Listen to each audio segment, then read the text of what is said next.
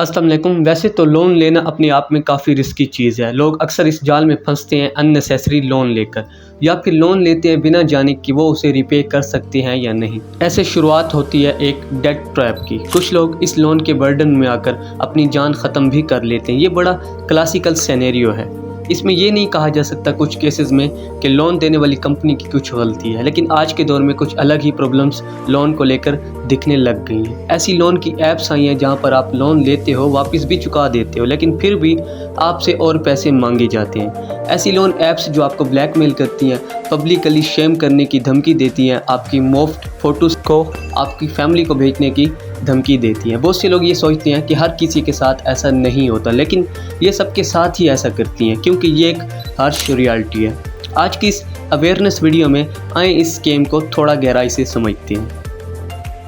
पाकिस्तान में अब तक बहुत से लोग इस ऑनलाइन लोन ऐप से लोन लेकर फंस चुके हैं, और बहुत से लोगों ने तो प्रेशर में आकर अपनी ज़िंदगी का ख़ात्मा भी कर लिया, जो कि एक इंतहाई अफसोसनाक बात है। और अहम बात यह है कि ये पूरा सिस्टम इतने अच्छे तरीके से काम कर रहा है कि कोई एक सिंगल ऐप नहीं बल्कि बहुत सारी ऐप्स मार्केट में आ गई हैं।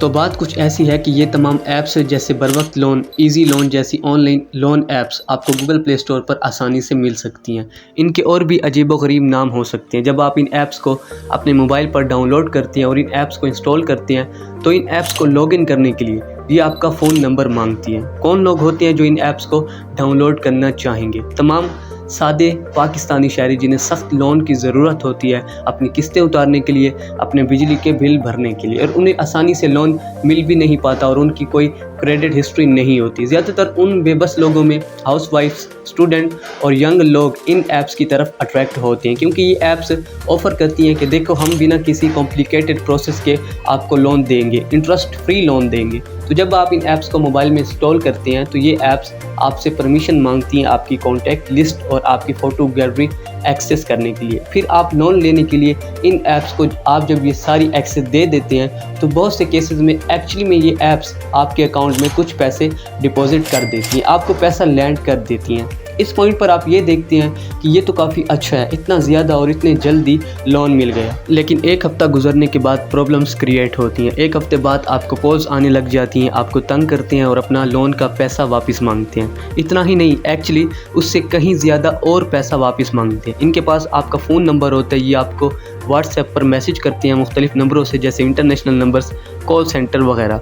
आपको काफ़ी प्रेशराइज़ किया जाता है, लेकिन अगर फिर भी आप मना कर देते हैं इनको लोन का पैसा वापस करने के लिए, तो ये मैसेजेस आहिस्ता आहिस्ता हरासमेंट की कैटेगरी में आने लग जाती हैं। व्हाट्सएप पर आपको ब्लैकमेल किया जाता है, धमकाया जाता है, आपको ये कहा जाता है कि हम आप पर FIR करवा देंगे, लेकिन अगर आप तब भी पैसे देने से इनकार कर देते हैं तो ये आपकी फ़ोटोज़ आपको भेज कर कहेंगे, जो कि आपकी पर्सनल फ़ोटोज़ होंगी, और आपको ये कहेंगे कि हम उन्हें पब्लिकली दिखा देंगे लोन डिफ़ॉल्टर। आपको ये धमकाएंगे कि आपकी सारी कॉन्टैक्ट लिस्ट जो है, आपकी सारी फैमिली मेम्बर्स के पास ये चीज़ जाएगी, क्योंकि आपने इन ऐप्स को इंस्टॉल करते वक्त अपने फ़ोन नंबर्स और अपनी फ़ोटो गैलरी का एक्सेस उन्हें दे दिया था। फ़ोटोज़ का एक्सेस देने का मतलब है कि ये फ़ोटोज़ आपके फ़ोन से निकाल कर उन्हें मॉर्फ कर सकते हैं। ख़ासकर फ़ीमेल के केस में ये उनकी नाज़ेबा तस्वीरें और वीडियोज़ बनाई जाती है और उन्हें बहुत बुरे तरीके से ब्लैकमेल किया जाता है। इन ऐप्स के प्ले स्टोर रिव्यूज़ पर अक्सर आपको ऐसे लोग रिव्यू देते हुए नज़र आएंगे जिनके साथ यही चीज़ हुई है। इन जैसे बहुत ज़्यादा फ्रॉड की वजह से ना सिर्फ लोगों की ज़िंदगियाँ तबाह हुई हैं, बल्कि लोगों में एक शदीद खौफ की लहर भी दौड़ी है। जो लोग इस स्कैम का शिकार बने हैं वो अक्सर गरीब लोग होते हैं। हम सबको यहाँ एक चीज़ ये समझ लेनी चाहिए कि ऐसे पैसे का क्या करना जो कि हमारा ज़हनी सुकून ही बर्बाद कर दे। कोशिश किया करें कि अपनी मेहनत से पैसा कमाया करें।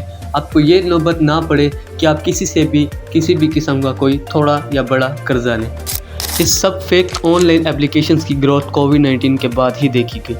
अब सवाल यहाँ यह पैदा होता है कि कैसे पता लगाया जा सके कि क्या फ़र्क है एक जेन्युइन लोन ऐप और उन स्कैम वाली कंपनीज़ में। अब इसका एक सिंपल आंसर है SECP, security exchange commission of Pakistan. ये पाकिस्तान का एक ऐसा इदारा है जो कि पाकिस्तान में चल रही उन ऐप्स को रजिस्टर्ड करता है जो कि लीगल होती हैं। इस इदारे के मुताबिक पाकिस्तान में अब तक रजिस्टर्ड लीगल कंपनीज की तादाद 2,25,561 है और जो कंपनियां SECP के साथ रजिस्टर्ड ही नहीं, उन्हें अलाउ ही नहीं है पैसे लैंड करना। आप जाकर चेक कीजिए कि जो ऐप आपको पैसा दे रही है क्या वो ऐप रजिस्टर्ड है SEC पर। इसके अलावा बहुत सी कुछ सिंपल चीज़ें हैं जिसका आप ध्यान रख सकते हैं। अक्सर ये जो फेक लोन वाली कंपनीज होती हैं इनका कोई फिज़िकल एड्रेस ही नहीं होता।